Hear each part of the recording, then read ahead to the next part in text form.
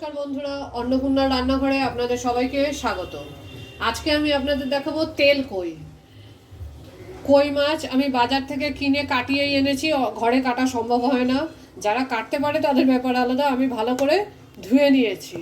তেল কই করতে আমাদের বেশি কিছু লাগে না, লাগবে শুধু 1 চামচ জিরের গুঁড়ো, 1 চামচ লঙ্কার গুঁড়ো। আমি 500 মতো মাছ নিয়েছি, তাই 1 চামচ করে। আপনারা কম মাছ নিলে হাফ চামচ করে দেবেন।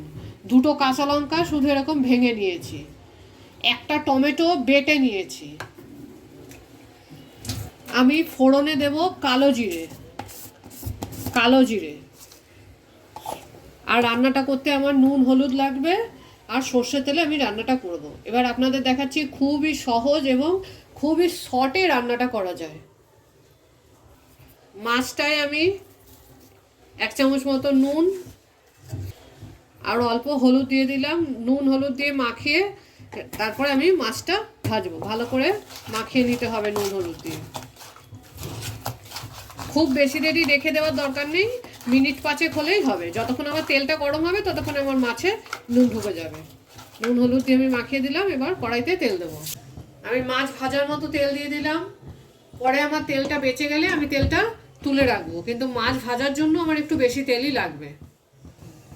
দেখুন, আমার তেলটা কিন্তু খুব ভালো করে গরম হয়ে গেছে, ধোয়া বেরোচ্ছে। আমি বারবারই বলি, তেল খুব গরম না হলে মাছ ছাড়বেন না, তাহলে মাছ লেগে যাবে। এবার আমি মাছগুলো ছেড়ে দেব।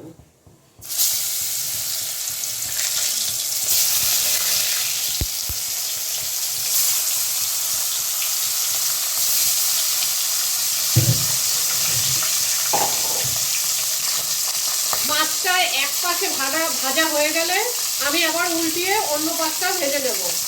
ওই মাছ কাটতে পারে, তাই আমি এটাকে ঢেকে দেব। ফাটতে পারে তাই আমি ঢেকে দিয়েছিলাম। এবার গ্যাসটা কমিয়ে আবার খুলে আমি মাছটা উল্টে দেব। আমার মাছের একটা সাইড ভাজা হয়ে গেছে।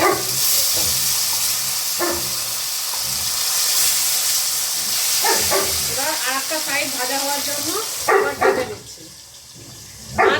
মাছ ভাজতে কিন্তু বেশি সময় লাগে না। প্রথমে 2-3 মিনিট লাগবে, তারপরে 2-3 মিনিট লাগবে। আমার মাছটা কিন্তু ভাজা হয়ে গেছে। এবার আমি মাছগুলোকে তুলে নেব। আমি মাছগুলো সব একটা পাত্রে তুলে নিলাম। এবার আমার অনেক তেল বেঁচে গেছে। এবার আমি তেলটা ঢেলে কমিয়ে নেব। রান্না এই তেলেই করা যাবে, কিন্তু কমিয়ে নিতে হবে তেলটা। যেহেতু তেল কই, তাই একটু তেল বেশি দিতে হবে। আমি 4 টেবিল স্পুন মতো তেল রেখেছি। এবার এতে আমি দিয়ে দেব আমার এই ভেঙে রাখা কাঁচা লঙ্কাটা, আর 1 চিমটি মতো কালো জিরে ফোড়নে। দেখুন, ফোড়ন দেওয়ার পরে আমি একটু সামান্য জল, 2 চামচ মতো জল দিলাম। এবার আমি এতে দিয়ে দেবো আমার জিরে এবং লঙ্কার গুঁড়ো।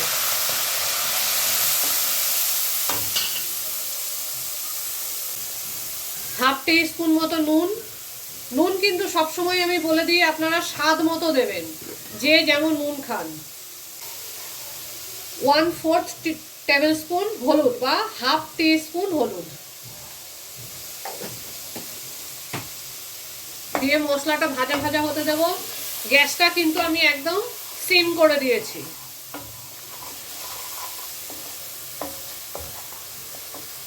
মশলাটা হতে আমার মাত্র 2 মিনিট সময় লাগবে, কারণ শুধুমাত্র জিরে আর লঙ্কা আছে এতে।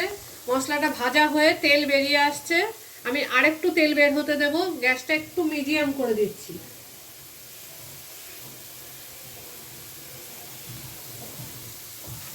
দেখুন, আমার মশলা দিয়ে কিন্তু তেল বেরিয়ে গেছে।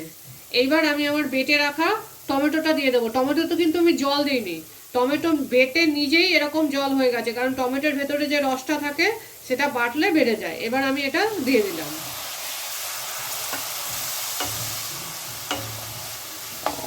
এটা আমি 2 মিনিট মতো ঢাকা দিয়ে দিচ্ছি। দেখুন, আমার মশলা এবং টমেটোটা মিশে গেছে। এবার আমি এতে হাফ কাপ জল দেব। শুধু মাছগুলো ডুবে যাওয়ার মতো, কারণ এটা বেশি ঝোল হয় না। এবার আমি আমার মাছগুলো ছেড়ে দেব।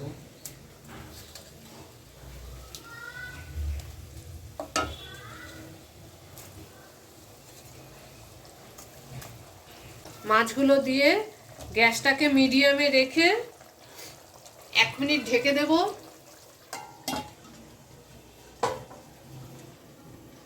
1 মিনিট পরে আবার আমি মাছগুলো উল্টো পিঠ করে দেবো।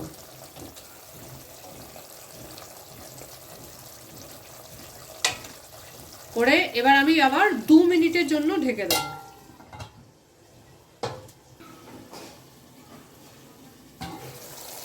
দেখুন আমাদের ভালো তেল বেরিয়ে এসেছে। 2 মিনিট পরে আমাদের রান্নাটা কমপ্লিট হয়ে গেছে।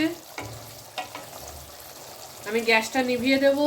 এটা কিন্তু গরম গরম ভাতের সাথে খেতে খুব ভালো লাগে। তেলকই কিন্তু একটা আলাদা ধরনের রান্না। এতে আপনারা উপরে একটু গার্নিশের জন্য ধনেপাতা দিতে পারেন, কিন্তু তেলকইতে ধনেপাতার প্রয়োজন হয় না। তেলকইয়ের একটা নিজস্বই গন্ধ আছে। আমাদের তেলকই রেডি। দেখুন দেখতেও যেমন ভালো হয়েছে, খেতেও কিন্তু খুবই সুস্বাদু হয়।